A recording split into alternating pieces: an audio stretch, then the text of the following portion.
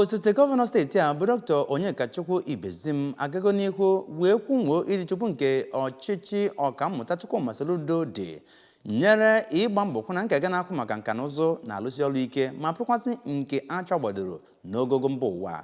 Osote gọvanọ steeti a bụ onye nke kwupụtara nya bụ ike na nnekwụta ọgbakọ ike mmemme bụ nke achịkọbara na Solution Innovation District nke dị n'Awka. Anyị ga-ewetara gị akụkọ anyị n'ebe ahụ.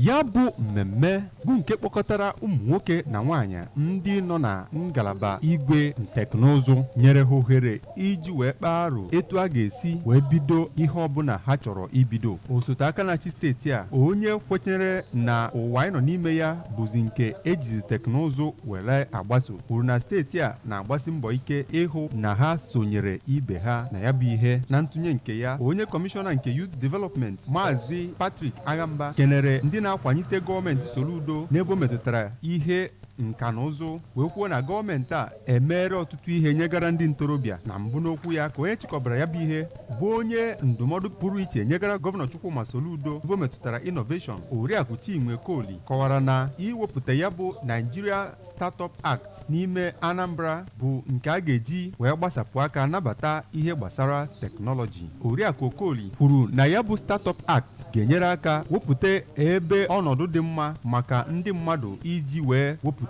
ọnatarachi ha n'ịrụpụta ihe akụrụngwa teknọlọji. N'okwu nke ya, onye na-ahụ maka ya bụ Nigerian Startup Act Oriakụ Tracy Okolo Isaac onye kwuru okwu n'ihe gbasara ịghọta nakwa itinye anya n'ohere dị na ya bụ Startup Act kwuru na ọ ga-enyere aka hụ na ewepụtara ọtụtụ ebumnuche dị iche iche inyekwara gọọmenti Naịjirịa aka.